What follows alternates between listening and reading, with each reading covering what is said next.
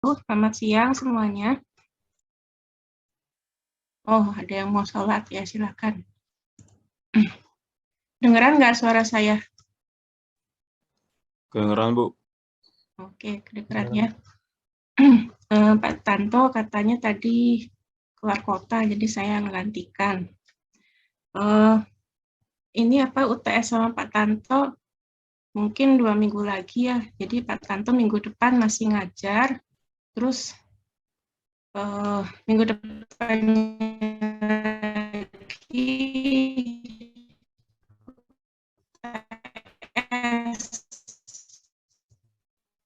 jadi tanggal 14. Oh libur ya tanggal, benar nggak tanggal 18 itu libur, 18 April.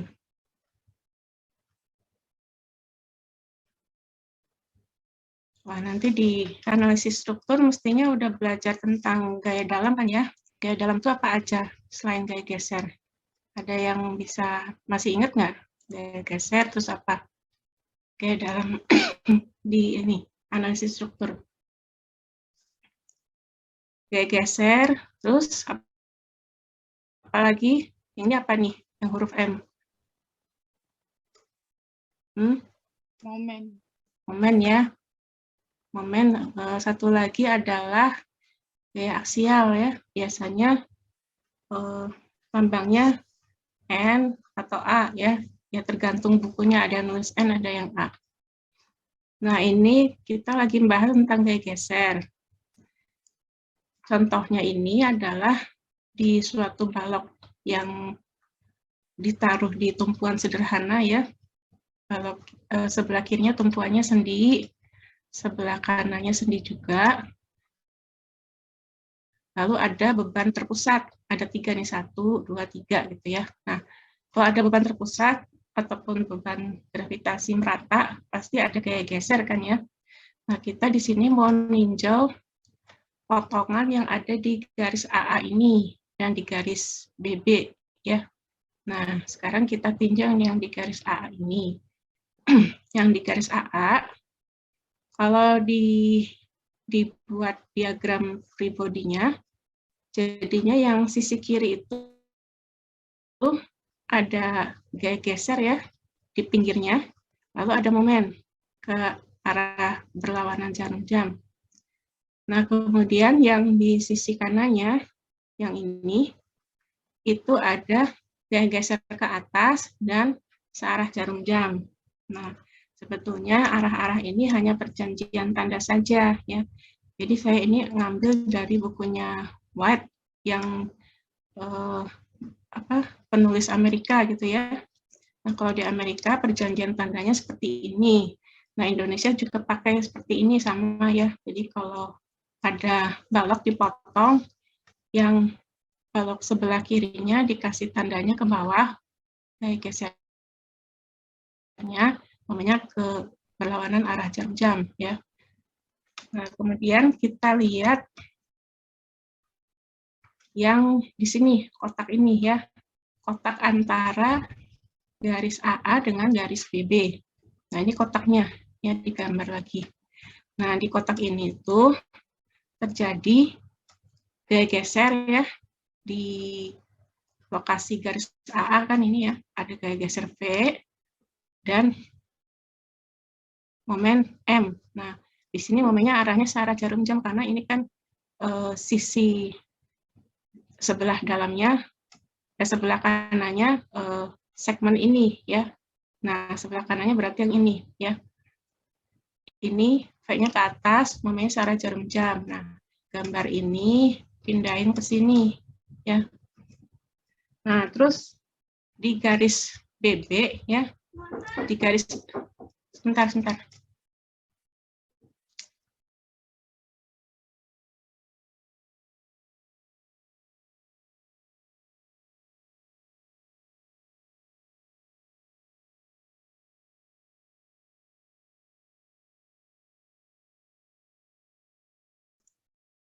Nah, saya terusin ya.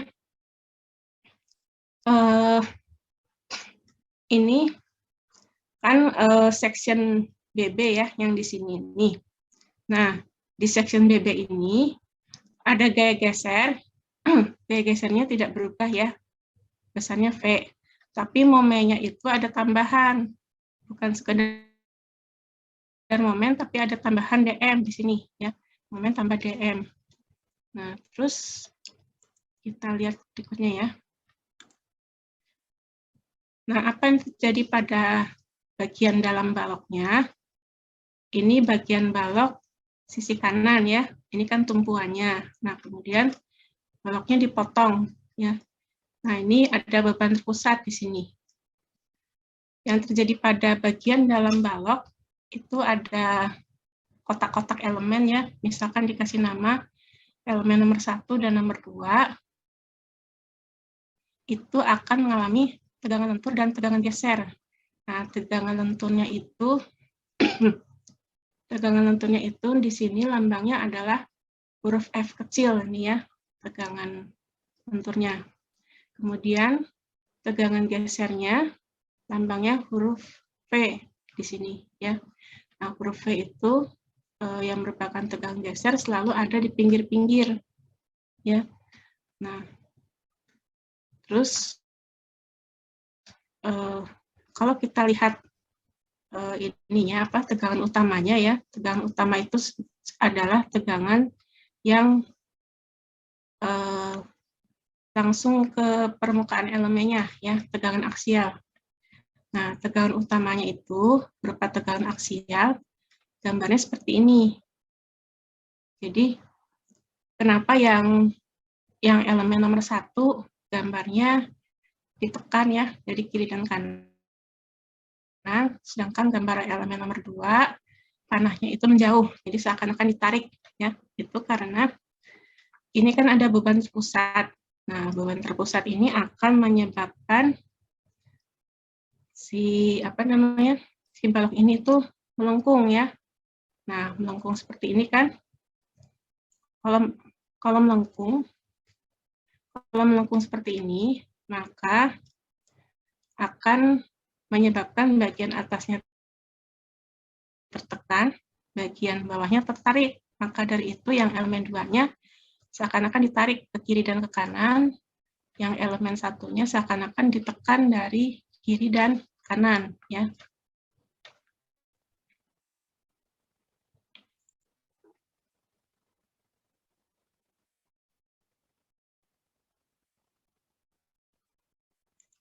Nah, jadi saya coba yang gambar ya. Jadi gini lah kira-kira panutannya ya. Sorry, lihat gambarnya. Jadi gambarnya kira-kira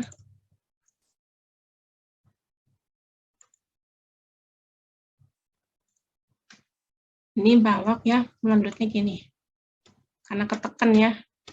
Nah, jadi kan bagian bawahnya balok, kalau ini punya ketebalan ya baloknya, bagian bawahnya meregang ya. Nah, kalau meregang seperti ini. Ini bagian balok yang ada di sisi bawah gitu ya. Kalau ini bagian balok yang ada di sisi atas. Nah, yang di sisi atas kan ketekan ya, di sisi atas tuh sekitar sini.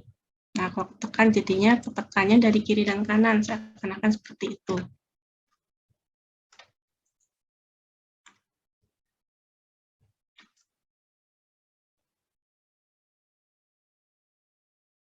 Nah, terus ini ya, kita di sini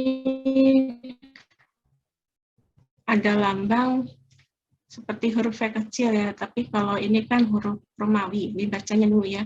Ini adalah tegangan geser. Nah, tegangan geser itu adalah gaya geser ya, V besar, inersia, dan lebarnya penampang balok ya. Nah, ini kan kita bahas balok-balok. Apakah kolom tidak ada gesernya? Ada juga ya. Cuma persamaannya sama aja. Jadi kita di sini bahas pakai balok supaya lebih gampang. Karena di pelajaran elemen beton ini dari awal kan belajarnya masih tentang balok ya. Jadi kita bahas gesernya pun pada balok, walaupun di kolom juga ada gaya geser. Nah, Q ini ada persamaannya ya. Nah, ini persamaan tinggi balok ya. Akhirnya bisa menjadi BH kuadrat bagi 8. Nah, kalau tegangan geser maksimum itu adalah 3/2 kali gaya geser dibagi B kali H ya, atau 1/2 dari tegangan geser rata-rata ya. Nah, ini gambarnya balok ya, balok di atas dua tumpuan, kemudian ada beban terpusat ya. Terus pasti kalau baloknya nggak kuat akan ada retak-retak ya atau crack seperti ini. Nah, kalau di bagian tengah bentang itu retaknya hampir vertikal, itu adalah retak lentur. Tapi kalau dekat tumpuan itu retaknya mulai miring dan semakin miring gitu ya. Kalau yang miring-miring itu namanya retak geser. Nah, karena kita sedang membahas tentang gaya geser, maka kita bahas retak geser ya, yaitu yang dikasih arsiran abu-abu ini. Nah, ini kalau diperbesar jadi seperti ini ya. Apa yang terjadi di dalamnya? Di sini ada baja tulangan ya. Ini kan baja tulangan nih, garis putus-putus ini. Nah, kalau diperbesar ini baja tulangannya. Jadi, baja tulang itu memberikan gaya tarik ya. Gaya tariknya tension, yaitu lambangnya T. Nah, kalau di sisi kanan ada tambahan gaya. Jadi delta T ya, T tambah delta T. Di sisi kiri ada gaya geser, ada momen, lalu di sisi kanan ada gaya geser yang arahnya ke bawah, dan ada momen ditambah delta momen. Ya. Kalau di kiri ada compression, yaitu gaya tekan beton dari kiri, maka di kanan ada compression ditambah tambahan compression ya, yaitu delta C. Nah, lebar segmen yang ditinjau itu dinamai delta X ya. Lalu ada yang namanya JD atau lengan momen. Nah, JD itu adalah jarak dari gaya compression ke gaya tension ya.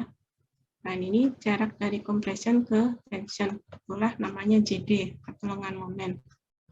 Nah, kesamaan kesetimbangan gaya pada elemen balok di antara dua bidang retak ya bisa dilihat dari gambar ini.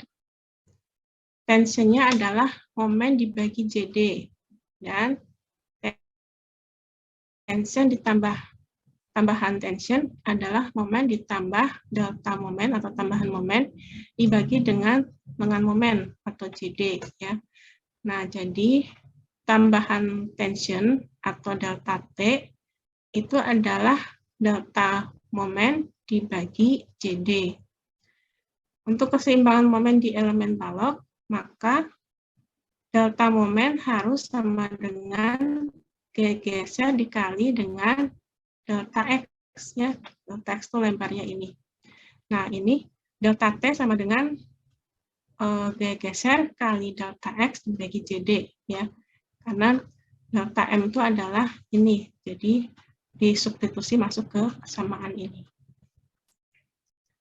Nah, gaya delta T yang tambahan itu, delta tension itu harus ditransfer melalui tegangan horizontal di sisi atas elemen.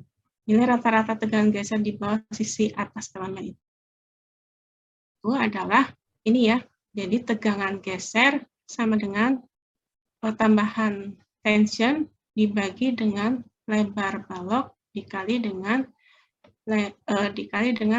panjangnya segmen yang ditinjau, yaitu delta X ya. Atau kalau meninjau gambarnya bisa juga ya dengan kesetimbangan gaya dari gambar tadi, kita juga bisa menyatakan bahwa tegangan geser itu adalah gaya geser dibagi lebarnya penampang balok dikali dengan lengan momen ya. Nah, untuk pendekatan boleh dianggap bahwa lengan momen itu adalah 0,9 kali D ya. D itu adalah jarak dari serat tekan teratasnya beton ke baja tulangan. Nah, di SNI beton yang terbaru Kesamaan tegangan gesernya disederhanakan lagi menjadi tegangan geser adalah gaya geser dibagi lebar penampang balok dikalikan dengan D. Ya. Cuma ini aja, jadi sangat sederhana. Ya. Nah, ini ada tentang penampang kritis. Penampang kritis itu maksudnya yang kritis terhadap gaya geser. Ya. Nah, jadi kalau penampang kritis umumnya itu lokasinya di jarak sebesar D dari peletakan. Ya. Nah, karena itu desain balok kritis pada jarak D dari peletakan itu harus memperhitungkan gaya geser ultimate di lokasi tersebut. Nah, kalau kita lihat gambarnya ya, ada beberapa macam konstruksi. Contohnya, ini balok yang dibebani di bagian sayap tarik. Jadi, ini adalah penampang kritisnya ya, pas, hampir pas di ini apa, di atasnya sambungan antara kolom dengan balok ya. Nah, kalau ini sistemnya itu balok dengan kolomnya nggak dicor langsung, tapi pakai suatu sistem sambungan struktur. Nah, pinggirannya sistem sambungan struktur itu, kalau ditarik garis vertikal ke atas, itulah lokasi penampang kritis. Karena di situ dikhawatirkan gaya gesernya bisa meruntuhkan ininya, baloknya ya. Nah, kalau yang dicor sampai jadi monolit ya, jadi satu kesatuan, ini kolom, ini balok ya. Nah, penampang kritisnya itu jaraknya adalah D dari depannya permukaan kolom ya, dari pinggirnya kolom. Nah, itu jarak D itu adalah lokasi penampang kritis. Nah, di mana ada lokasi penampang kritis, maka di situ ada sumber retak ya. Ini retak seperti ini. Ini juga retak dia. Nah, ini contoh lain lagi, ini balok yang ditumpu oleh geser ya. Jadi ada balok ya, ini balok ke arah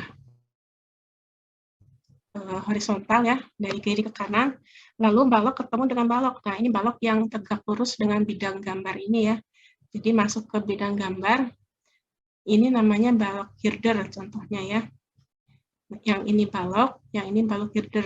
Nah, kemudian lokasi penampang kritisnya dari depannya kolom juga ya. Ini kan kolom di atasnya. Nah, dari depan kolom itu sejarak D itu adalah penampang kritis. Nah, kalau yang ini adalah balok yang ditumpu gaya tarik. Jadi baloknya itu disatukan dengan suatu komponen atau elemen struktur yang di bagian atasnya ya. Jadi seakan-akan balok ini gantung gitu ya. Nah, tapi di bagian atasnya itu tersambung dengan elemen struktur lain, misalkan dengan balok yang ada di pinggir bangunan gitu ya. Nah, balok yang modelnya seperti ini itu tetap punya penampang kritis ya, dan lokasinya itu pas di belokan ya. Di sini ada retak. Nah, disitulah yang paling lemah. Nah, kalau ini balok dengan beban terpusat yang bekerja di dekat tumpuan. Ya, ini umum terjadi ya. Jadi ini kan kolom, terus ada balok. Nah, terus ada beban terpusat ya. Nah, pastilah di situ ada geser kan, jarak penampang kritisnya itu sama dengan tadi ya, sebesar D dari depannya permukaan kolom. Dari depannya permukaan kolom yang ini ya. Nah, tulangan sengkang itu fungsinya untuk nahan geser. Ada yang menyebutnya tulangan sengkang, ada yang menyebutnya tulangan transversal, ada juga yang menyebutkannya sebagai tulangan hook ya. Istilahnya kadang-kadang beda-beda ya. Tapi kita di pelajaran beton ini umumnya sebut dengan nama tulangan sengkang ya. Fungsinya untuk menahan gaya geser. Nah, tulang sengkang itu harus dipasangnya itu di daerah yang, terutama di daerah yang gaya gesernya besar. Nah, di mana lokasi yang gaya gesernya besar kita tahunya dari analisis struktur ya. Kalau dari analisis struktur, dari pelajaran Anstruk 1 atau Anstruk 2 ya, itu kita bisa buat diagram gaya gesernya ya seperti ini. Nah, jadi gaya gesernya itu adalah sebesar P ya, dari lokasi X sama dengan 0 sampai ke lokasi X sama dengan A. Nah, kemudian dari X sama dengan A sampai ke lokasi ini ya, di bawahnya P, itu adalah 0 gaya gesernya ya. Kemudian dari sini sampai ke ujungnya balok, itu gaya gesernya sebesar P juga ya, cuma arahnya perjanjian tandanya minus, jadi V-nya di bawah. Nah, ini diagram momennya ya, cara membuat diagram geser dan diagram momen itu kan ada di Anstruk 1 ya, jadi saya di sini tidak mengajarkannya lagi. Nah, kemudian apa yang terjadi pada balok ya? Ini kan baloknya di atas dua tumpuan sederhana ya, yang kiri sendi, yang kanan roll. Dan ini ujungnya balok nih, ini ujung kiri, ini ujung kanan. Nah, tapi kalau balok yang ujung kanannya berhenti ya, ini kan ujung kanan nih. Tapi di kirinya itu bukan ujung, tapi adalah balok menerus ya. Nah, berarti ada retak-retak ya. Rasanya gambar ini sudah pernah saya tayangkan ya di pelajaran sebelumnya. Jadi kenapa retaknya itu ada di atas dan di bawah ya, karena itu bentuk lendutannya balok ya. Nah, ini saya gambar dulu ya lendutannya. Kan ini dikasih beban gravitasi ya. Nah, beban gravitasi itu akan membuat baloknya melengkung seperti ini ya. Nah, tapi yang sebelah sini akan tertekan ke atas seakan-akan ya. Jadi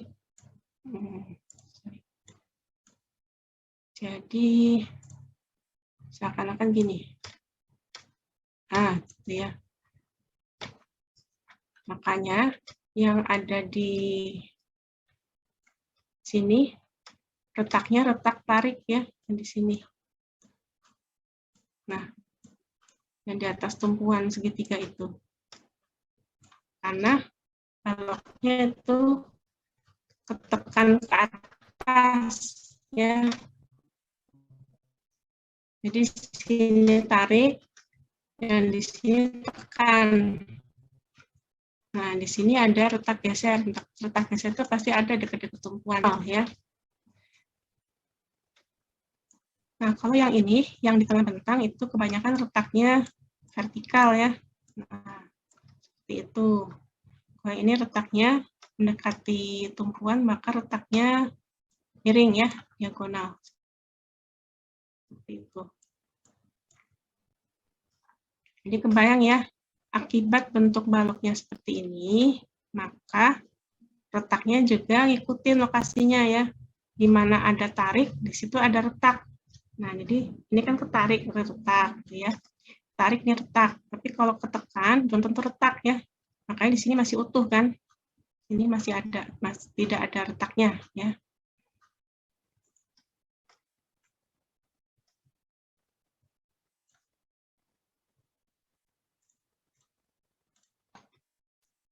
Nah, terus fungsinya sengkangan untuk nahan gaya geser ya.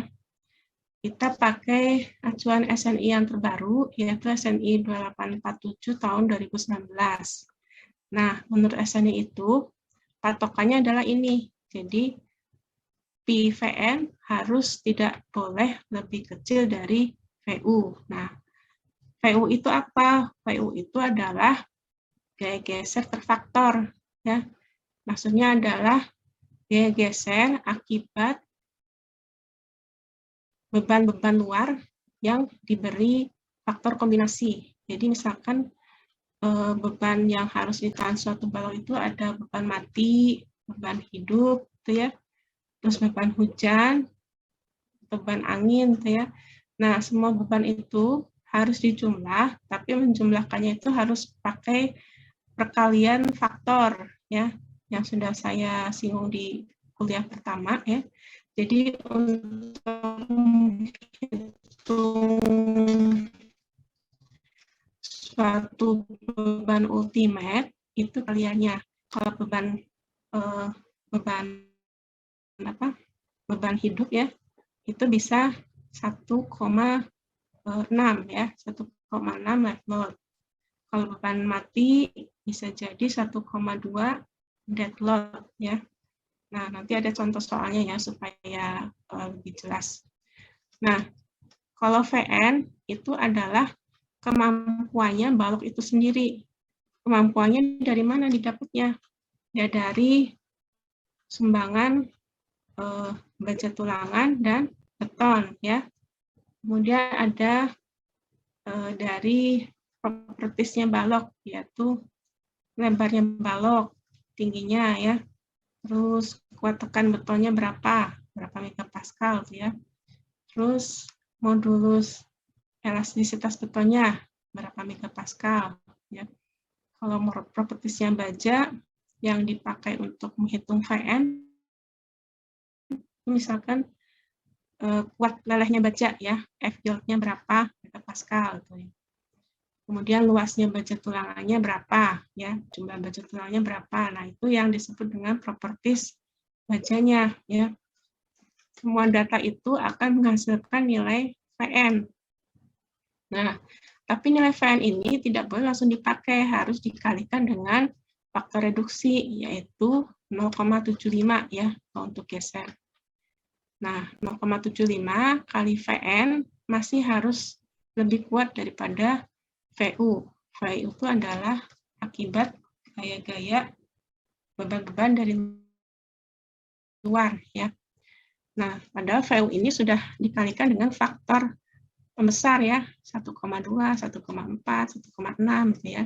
Tapi yang VE-nya malah dikecilin 0,75. Nah, jadi prinsipnya dari persamaan ini kita lihat bahwa kemampuannya baloknya dikecilkan ya, pakai pi. Tapi beban yang dari luar dibesarkan menggunakan faktor perkalian. Jadi kita mendesain strukturnya itu berpikirnya caranya konservatif ya. Apa yang ada dianggap lemah, apa beban yang dari luar dianggap dibesarkan ya.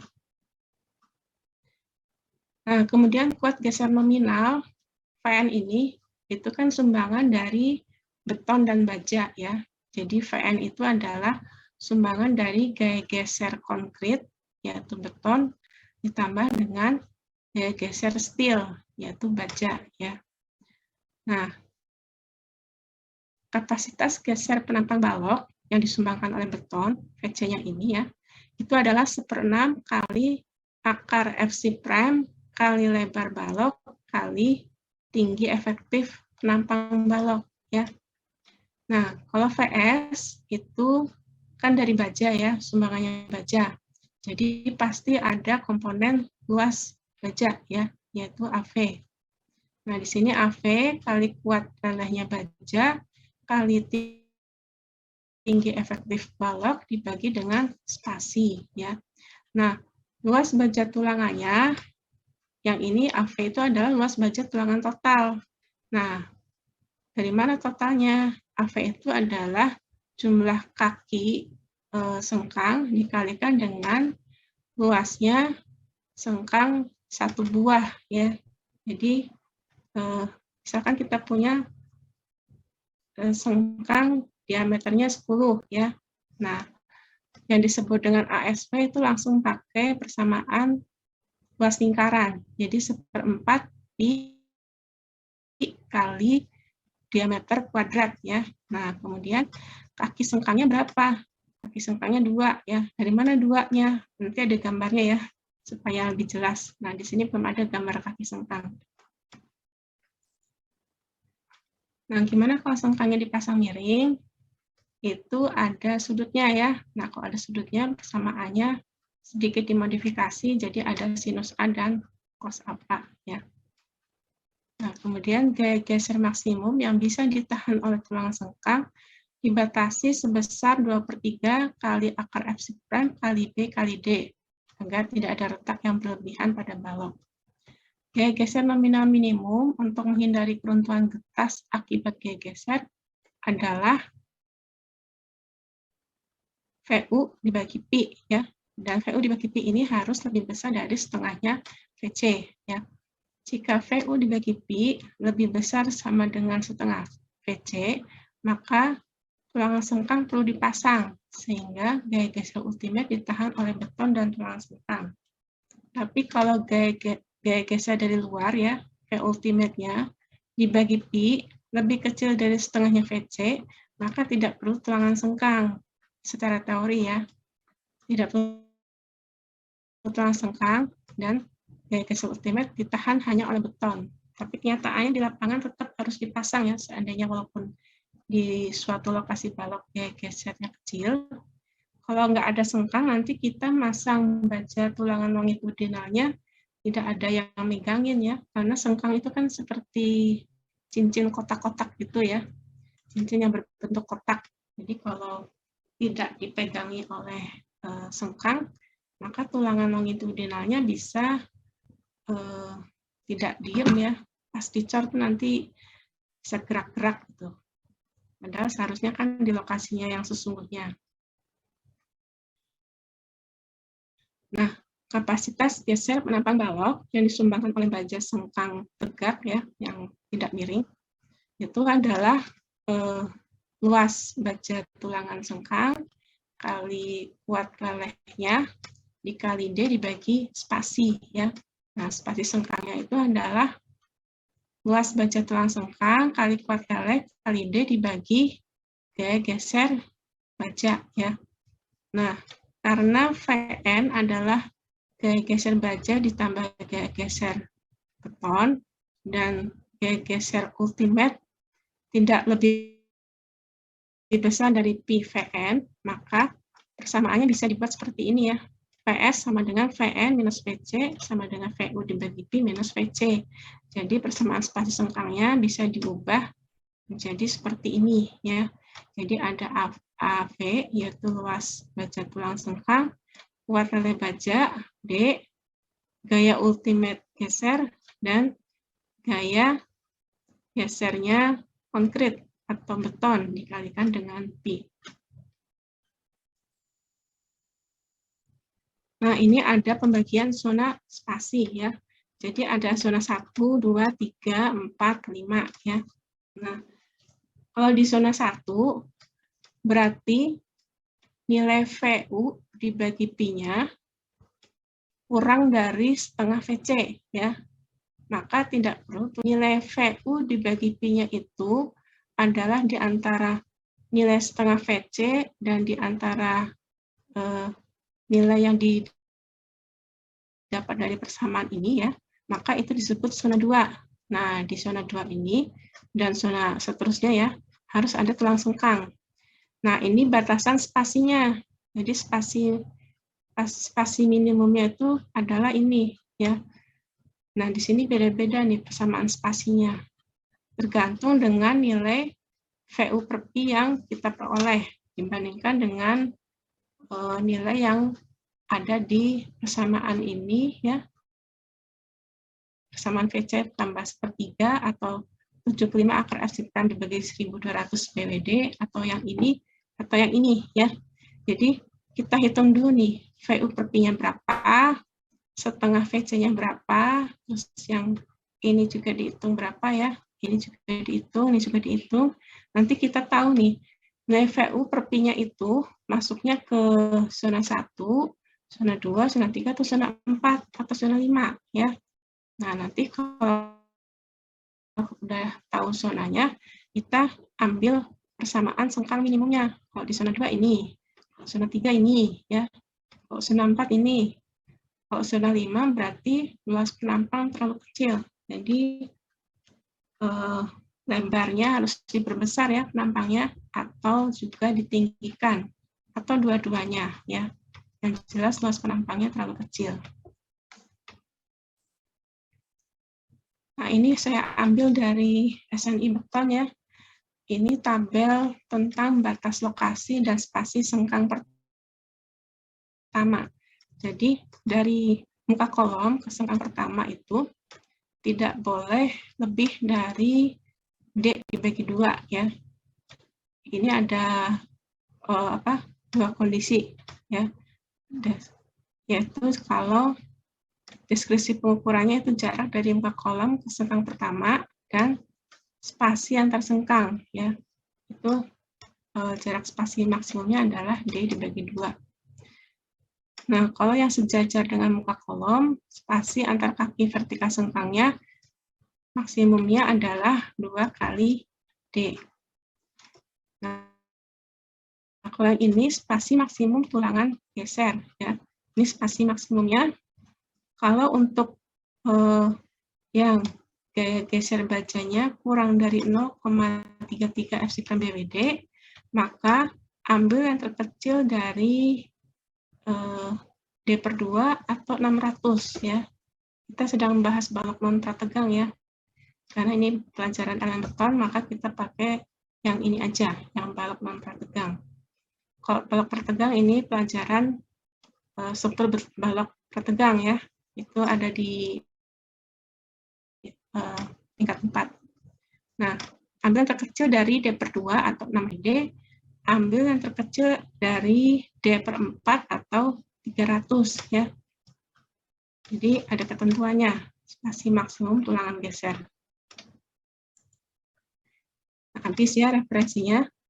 Sekarang saya beri contoh soal ya, biar jelas.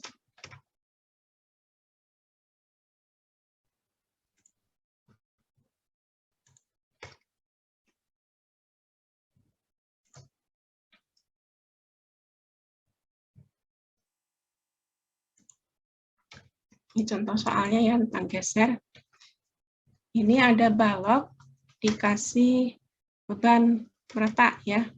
Nah ini beban tumpuannya itu sendi-sendi ya contohnya. Panjangnya 6 meter atau 6.000 mm. Nah di sini diketahui ada beban merata, beban mati ya, key dead load adalah 20 kN per meter. Dan key live load-nya 24 kN per meter. Kemudian ada data, nah ini gambarnya ya, baloknya. Ini lebar sayapnya ya, sayap baloknya adalah B-flange itu 900 mm, lalu lebar badannya, ya. Artinya belum ada. Oh, belum bisa. Belum kelihatan. Oh, sorry ya, dari tadi padahal.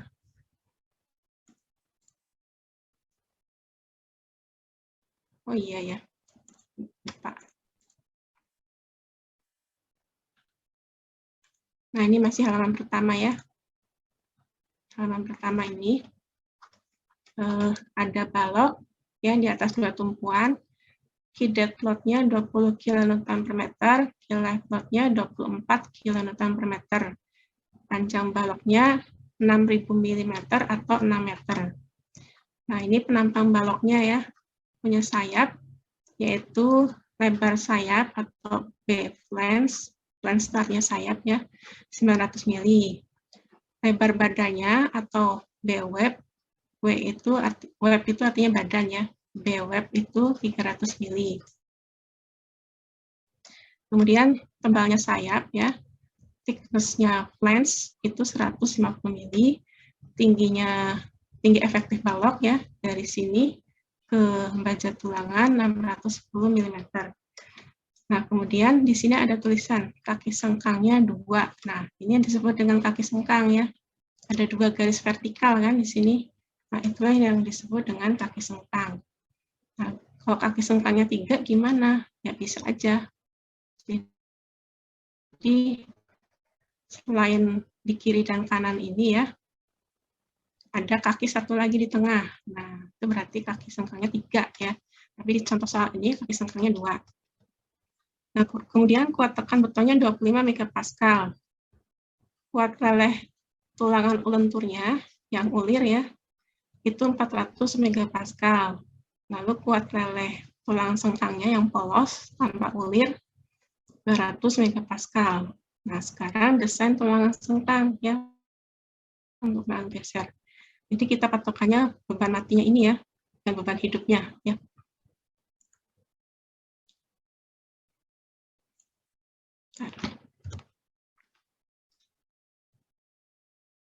Ini cara ngilangin ini gimana ya? Muncul terus nih yang hitam ini.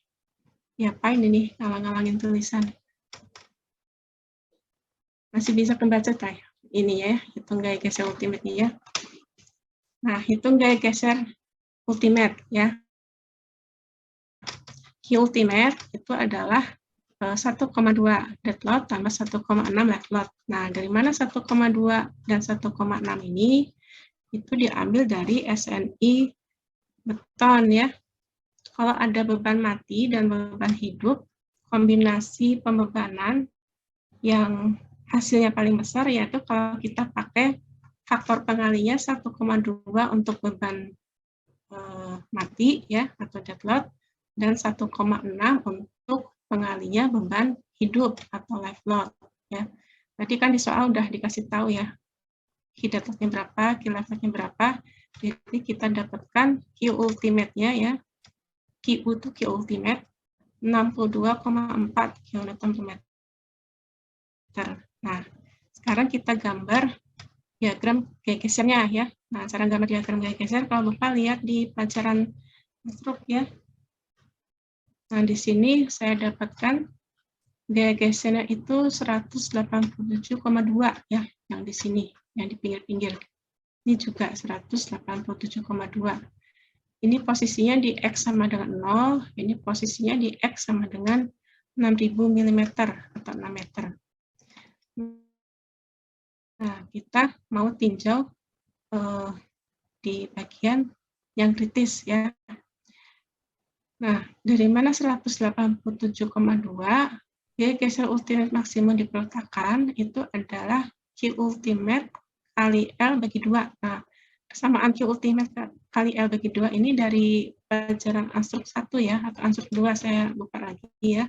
Yang jelas ini pelajaran Anstruk, sehingga kita bisa dapatkan nilai gaya geser ultimate-nya, yaitu 187,2 kiloton. Nah, lokasi penampang kritis, menurut teori tadi ya, adalah sejarak D dari peletakan. Tadi kan D-nya di datanya adalah 610 mili ya. Nah, pada penampang tersebut, gaya geser ultimate-nya pada jarak X sama dengan 610 adalah, nah, ini pakai perbandingan segitiga ya. Jadi, kita tinjau segitiga ini ya, segitiga yang kiri. Nah, pakai perbandingan sisi segitiga, maka kita bisa dapatkan V ultimate pada jarak 610 dibandingkan dengan V ultimate pada jarak X sama dengan 0 adalah L dibagi 2 dikurangi D dibagi dengan L per 2 ya. Nah, jadi V ultimate pada jarak X sama dengan 610 yaitu jarak D ya adalah seperti ini ya, yaitu nilai V yang di pinggir ya, ultimate yang di pinggir dikalikan dengan L per 2, L-nya kan 6.000 tadi ya, 6.000 bagi 2 itu 3.000, dikurangi D, D-nya 610, dibagi dengan L per 2, L per 2-nya 3.000. Nah, kemudian pakai perbandingan segitiga lagi ya, kita kemudian membagi V ultimate-nya dengan Pi ya. Pi itu adalah faktor reduksi yang tadi sudah ditayangkan di teori ya. Faktor reduksi untuk geser itu konstan, yaitu sebesar 0,75. Nah, ini nanti gunanya untuk membandingkan dengan nilai VC ya. Nah, VU-nya dibagi dulu dengan Pi. Jadi kita dapat VU per Pi ya. Ini adalah 198 dibagi 85. Nah, sementara itu kita juga hitung VC yaitu 1/6 akar Fc prime kali BWD ya. Semua data kan tadi sudah ada ya, 1/6, Fc prime-nya 25, lebar baloknya 300, tinggi efektifnya 610 ya. Nah, ini masih dalam satuan Newton ya. Di sini saya langsung tulis kilonewton. Jadi kalau ini dikali ya, itu adalah 152.500 Newton atau sama dengan 152,5 kilonewton. Nah, setengahnya VC yaitu dibagi 2 ya. Jadi 76,25 kilonewton. Nah, kita bandingkan antara nilai setengah VC dengan VU dibagi Pi. Ya. Ternyata VU dibagi Pi-nya yaitu 198,85 lebih besar dari setengah VC. Setengah VC-nya cuma 76,25. Jadi pasti perlu tulangan geser ya. Kalau ini lebih kecil ya, kalau ini tandanya lebih kecil, nggak perlu tulangan geser secara teori, tapi di lapangan pasti dipasang ya, karena untuk memegang tulangan longitudinal. Nah, sekarang kita cek tulangannya ya. Kita pilih tulangan sengkangnya diameternya 10 yang polos ya. Lambangnya seperti ini. Jadi pi itu lingkaran dicoret ya, bacanya pi. Diameter 10, F yield-nya diketahui tadi 200 megapascal. Nah, luasnya untuk satu tulang sengkang pakai luas kesamaan luas lingkaran ya, 1/4 pi d kuadrat. Nah, jumlah kakinya kan tadi ada 2 di gambar ya. Jadi 2 kali luas tulangan tersebut. Jadi 157,08. Nah, diperletakkan VU-nya 187,2 ya, lihat di gambar ini. Nah, ini kan diperletakkan ya 187,2. Nah, di sini pada lokasi perletakan spasinya itu adalah pakai persamaan yang tadi ya, yang tadi sudah ditayangkan. Jadi pi kali AV kali F yield kali D dibagi VU minus pi VC. Nah, semua sudah ada angkanya ya. Nah, jangan lupa kalau tadi ngitung VU-nya pakai apa? Pakai kilonewton ya. Tadi kan pakai kilonewton nih. Nih, ini kilonewton ya. Kalau masuk ke persamaan, pakailah newton ya. Nah, jadi ini dikali 1000. Jadi kan ini masih kilonewton tadi ya. Ini kan 187,2 kilonewton. 152,5 kilonewton. Nah, itu harus kali 1000 ya untuk mengkonversi dari kilonewton ke newton. Karena kita harus konsisten. Yang atasnya kan ini luasnya 157,08 mm kuadrat ya. Jadi milimeter kuadrat dengan newton itu harus bersandingan ya. Jangan jangan masukkan ke persamaan ini sesuatu yang kilonewton, harus dalam satuan newton. Nah, megapascal itu F yield kan 200 megapascal ya. Megapascal itu sebenarnya adalah 1 newton per milimeter kuadrat. Jadi bisa langsung dipakai ya 200 ini. Nah, ini D-nya 610 mili. Jadi langsung bisa dipakai ya. Nah, didapatkan spasinya 197,36 mm. Nah, kalau kita masang spasi sengkang 197,36 mm di lapangan, itu ribet ya. Ribet dan tidak praktis, bisa masalah ukur ya. Jadi, lebih baik kita rapatkan sengkangnya. Jadi kan lebih aman ya. Kalau sengkang lebih rapat, lebih aman dari segi kekuatan. Nah, kita bisa pilih spasinya 150 mm. Jadi yang asalnya 197,36 secara teori ya, kita pasangnya di lapangan itu 150 mm. Nah, kenapa nggak 190 mm aja? Ya, itu juga masih ribet ya buat tukang di lapangan. Kenapa nggak 180? Itu juga susah ya. Yang populer itu angkanya itu 100, 125 mili, 150 mili gitu ya. Terus 160 masih mungkin ya. Terus 200, jadi bukan angka-angka yang kagok seperti 190 mili itu enggak ya. Enggak dipakai. Jadi kita bulatkan ke bawah. Jadi sengkangnya dirapatkan ya.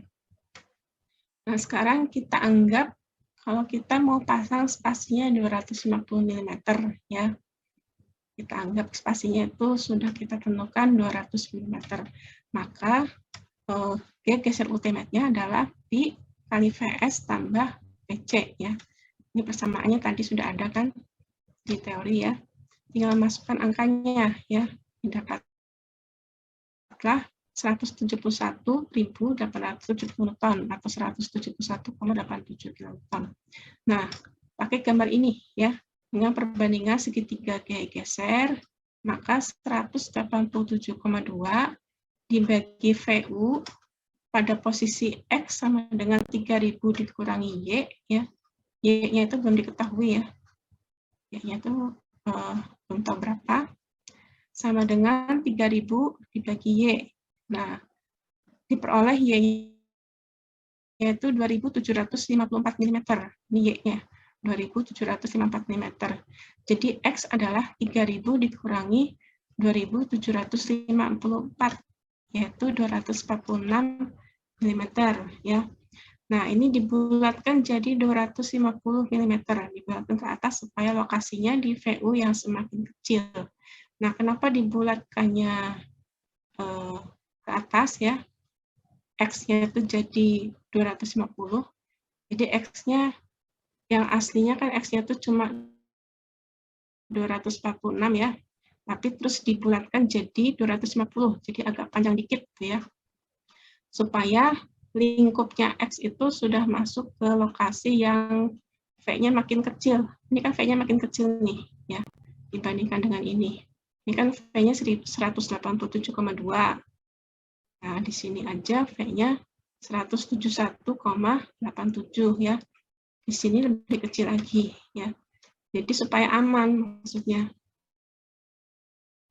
Maka spasinya itu dilebihin sampai ke sini. Yang spasi sebesar 250 mm itu. Melingkupi sepanjang X ya.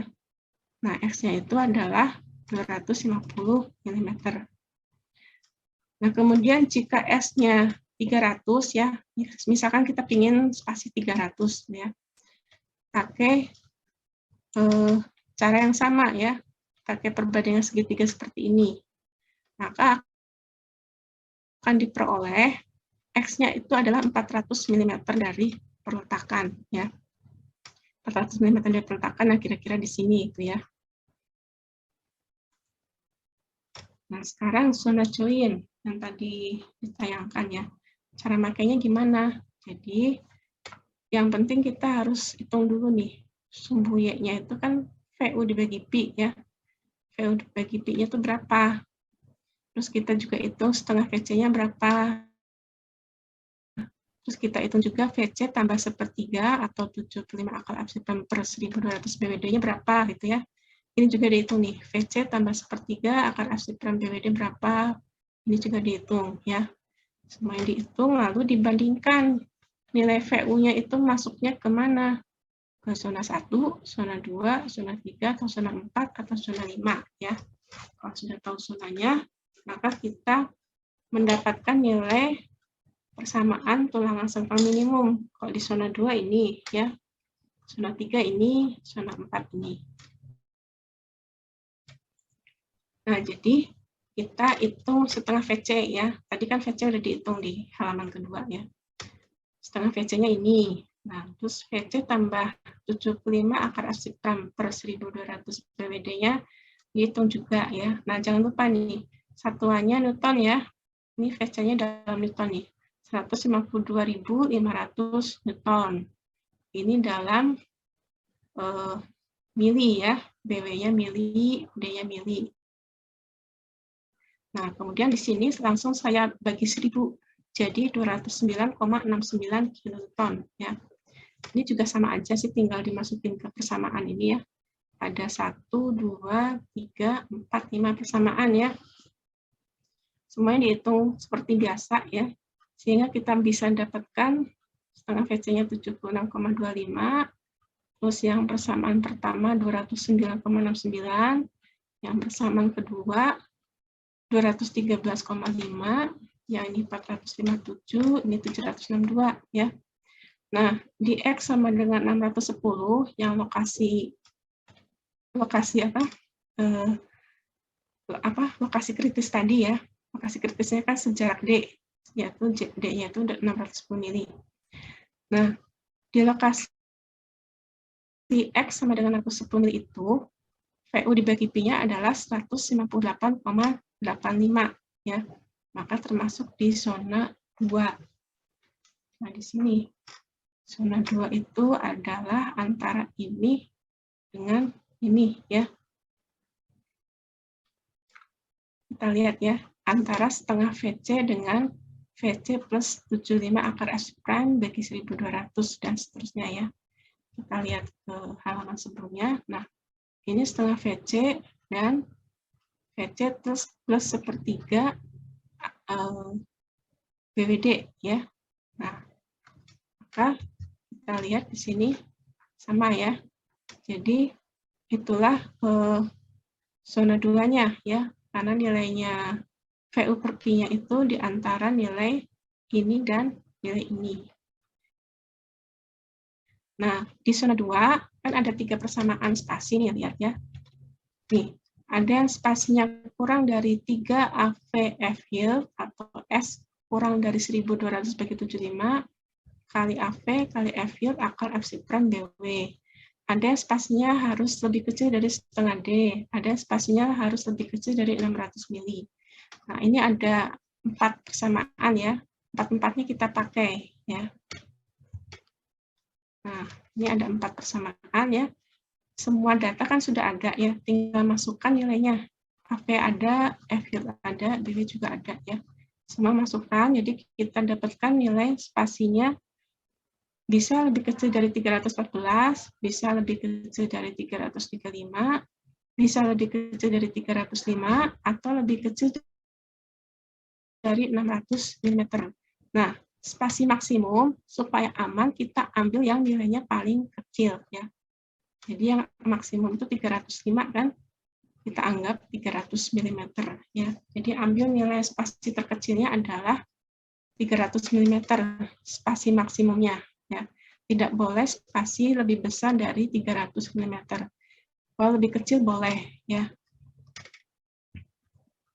Nah, sekarang digambar. Tadi dari perhitungan dari lokasi X sama dengan 0 sampai lokasi X sama dengan 200 mili, spasinya 150 ya. Kemudian dari lokasi X sama dengan 200 sampai X sama dengan 400, spasinya 250. Kemudian dari X sama dengan 400 sampai ke tengahnya bentang, yaitu X sama dengan 3000, spasinya 300 ya. Inilah yang spasi maksimum, nggak boleh lebih dari ini ya. Nah, jadi dari gambar ini kita tahu ya, spasinya itu beda-beda. Yang di dekat tumpuan lebih rapat ya, spasinya kan 150 mili nih. Ke arah lapangan, spasinya makin renggang, sampai di sini jadi 300 mm. Yaitu karena di pinggir balok memang kan gaya gesernya lebih besar ya. Ya tadi gambarnya nih. Nah ya, ini kan gambar gaya geser. Ini gambar gaya geser ya. Di dekat-dekat tumpuan kan gaya gesernya besar ya. Ini juga kiri kanan ya. Tapi kalau yang di area lapangan kan gaya gesernya mengecil, maka spasinya boleh direnggangkan ya. Tapi ada ketentuannya tadi, spasi maksimumnya yaitu 300 mm ya. Nah, jadi ini tulisannya, kalau ini digambar ya. Ini tulisannya, jadi dari X sama dengan 0 sampai 200, spasinya 150 mili. Dari X sama dengan 200 sampai 400 mili, spasinya 250 mili. Dari X sama dengan 400 mili sampai X sama dengan 3000 mili, yaitu tengah bentang, spasinya 300 mili. Nah, ini kan gambar setengah balok ya. Saya gambar cuma setengah itu karena kertasnya nggak cukup. Kalau saya gambarnya lebih kecil, bisa cukup, tapi nanti kurang jelas gambarnya ya. Jadi kalau ingin tahu yang sisi kanannya, cerminkan saja ya. Jadi seakan-akan ini ada garis vertikal ya. Nah, sisi kanan balok seperti apa? Ya cerminannya itu, ya persis sama seperti ini, cuma dibalik gitu ya. Karena kan gaya gesernya kebalikannya, ya. Gaya gesernya kan seperti cermin juga, nih ya. Ini kan seperti cermin juga. Tidak masalah bahwa ini gaya gesernya dikasih tanda positif, ya ini gaya gesernya dikasih tanda negatif. Itu nggak masalah ke spasi sengkang ya, tidak ada hubungannya. Yang penting itu besarnya berapa, gitu ya. Nah, ada catatannya dikit ya. Jadi, penentuan nilai spasi 250 mili dan 300 mm di contoh soal ini ya, itu adalah untuk mempermudah pelaksanaan pemasang sengkang di lokasi konstruksi. Jadi kita kalau menentukan spasi jangan yang angkanya kagok ya, misalkan 105, itu dijadiin 100 nanti di lapangan sama tukangnya ya. Kemudian penentuan jarak spasi harus memperhatikan nilai V ultimate. Ya jelas ya, jadi semakin besar V ultimate yang ada pada balok, maka spasinya juga semakin rapat ya. Kemudian dalam kasus beban lain terdapat kemungkinan diperlukannya jarak spasi yang lain dari contoh soal ini. Ya ini kan contoh soalnya key depth load-nya sekian, key life load-nya sekian gitu ya. Mungkin di kasus yang lain key depth load-nya lebih besar, key life load-nya lebih besar. Jadi spasinya lebih rapat ya. Jadi mungkin yang spasi 250 mm mungkin itu udah yang maksimum dan tidak boleh sampai 300 mm ya. Bisa jadi seperti itu. Itu tergantung nilai gaya geser ultimate yang harus ditahan oleh si balok. Nah, kemudian penentuan spasi harus memperhatikan aspek ekonomis dan kemudahan pelaksanaan di lokasi konstruksi. Jadi, masang spasi itu, kalau aspek ekonomis itu maksudnya jangan boros-boros ya. Ya, rapat boleh ya, tapi jangan, misalkan kita secara teori ngitung di kertas ya, kita dapat spasinya 175 mm.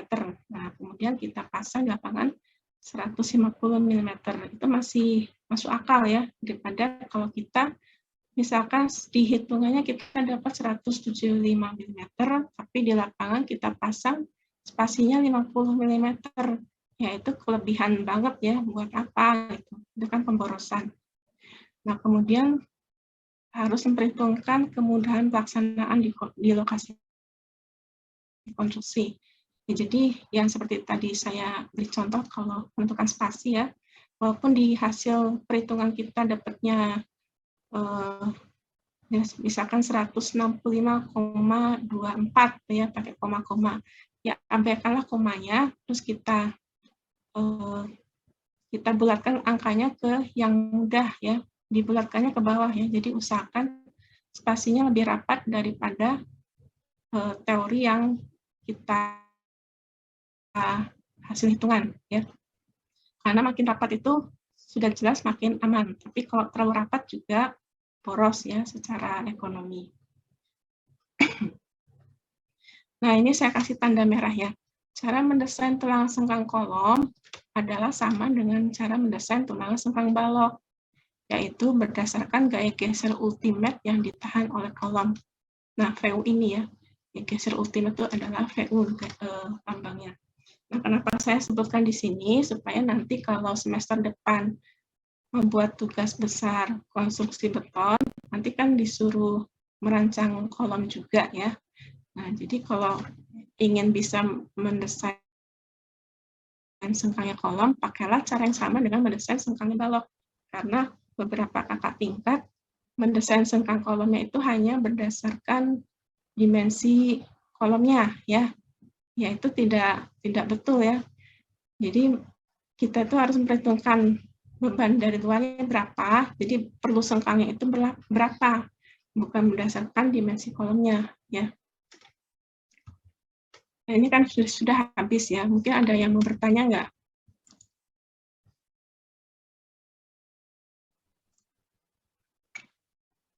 Ada yang mau bertanya? Izin, Bu. Ya, boleh. Yang untuk ketentuan zona-zona tadi, itu berlaku juga ya untuk yang apa sengkang Kolom. miring. Oh, miring. Ya, masuk juga. Jadi sama Berlaku itu juga. ketentuannya. Sama. Jadi ketentuannya harus VU per P-nya berapa, terus bandingkan dengan 4 persamaan yang di sumbunya tadi.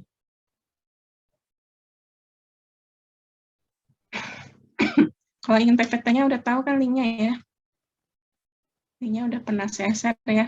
Jadi kalau mau download PPT-nya itu, share screen.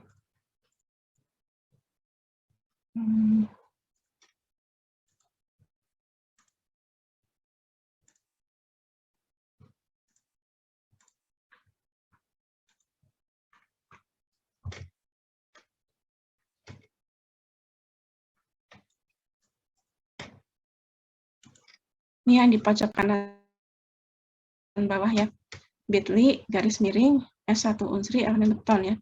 Huruf besar harus sama ya. Kalau ini huruf besar juga, jangan huruf kecil. Nah, disitulah ini apa materi yang dari saya ya. Nah, terus Pak Tanto kan baru ngajar apa kali ya, beliau tuh ngajarnya baru 5 kali ya kalau nggak salah. Jadi rencananya kan minggu depan masih kuliah sekali lagi sama Pak Tanto ya, moga-moga beliau nggak ada halangan Senin depan. Nah, terus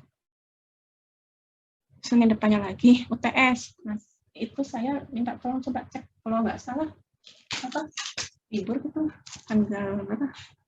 Nah, sekarang tanggal 4 kan ya. Emang tanggal 18 libur gitu, 18 April. Coba dicek. Dan tahu nggak? Tidak, Bu. Nggak libur ya. Tanggal saya yang salah. Ya udah, kalau nggak libur oke ya, berarti mestinya bisa ya tanggal 18 UTS. Nah, terus kalian ada yang tahu nggak UAS-nya tuh tanggal berapa ya? Mei tanggal berapa gitu? Mulai UAS. Soalnya ini siapa kita waktu awal-awal kuliah kebanyakan kena libur, jadi mundur terus kuliahnya. Ya, nanti saya cari info lah ya, supaya bisa ngatur waktunya. Jadi tanggal 11 masih kuliah sekali sama Pak Sutanto, terus tanggal 18 UTS ya sama Pak Tanto. Biasanya kalau Pak Tanto ujiannya open book sih, jadi siap-siap aja kalkulator ya. Nah, terus untuk yang di luar kota ya, karena Pak Tanto itu kalau meriksa tugas ataupun UTS tuh mudahnya yang bisa dibaca langsung ya, bukan yang file itu. Jadi kalau yang di luar kota, di foto atau di scan, terus kirim ke temannya yang di Palembang, minta tolong print, kumpulin ke jurusan sipil ya, ke Ibu Yuni atau Pak Reza di situ. Jurusan sipil Palembang ya, bukan sipil Indralaya. Di Palembang aja ngumpulinnya. Nah, nanti bahan UTS-nya itu cuma yang dari Pak Tanto ya. Kalau saya bahannya untuk UAS ya. Jadi nanti tanggal 18 bahan UTS-nya cuma dari Pak Sutanto ya. Ada pertanyaan lain nggak? Kalau nggak ada, coba saya screenshot dulu ya. Buat ini absensi. Coba nyalain kamera.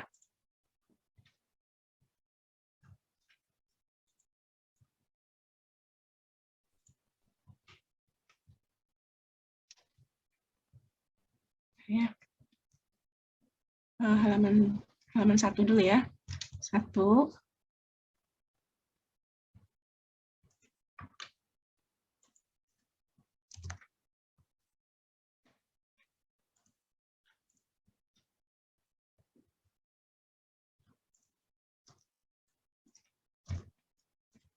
Sekarang halaman 2.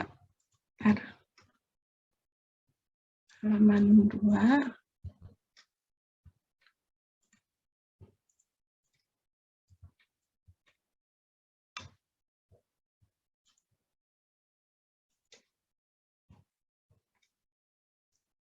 Halaman 3 ya.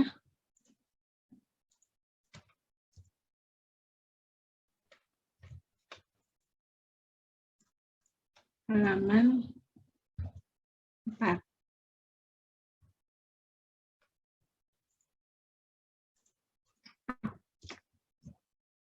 Nah, terus karena awal-awal kuliah kita banyak libur ya. Kalau misalkan kuliah sama saya nanti jadi 2 kali seminggu, kira-kira bisanya kapan ya 4 kelas ini? Yang selain hari Senin siang. Nah, kalau masih bingung, nanti saya WA sama ketua kelas aja ya, rundingan dulu aja ya.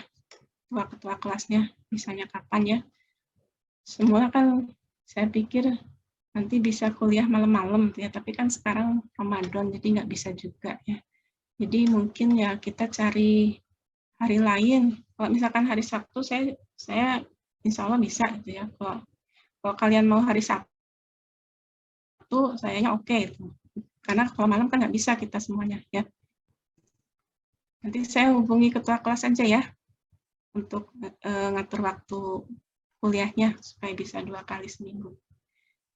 Jadi kalau nggak ada pertanyaan lagi ya, saya cukupin sekian dulu ya. Senin depan mungkin Pak Sutanto yang masuk untuk kuliah, lalu 2 minggu lagi beliau ngasih UTS open book. Bahan UTS-nya cuma dari Pak Sutanto ya, yang saya nggak masuk ya. Untuk kalau saya bahannya untuk Pak S nanti. Ya. Ini benar nggak ada pertanyaan?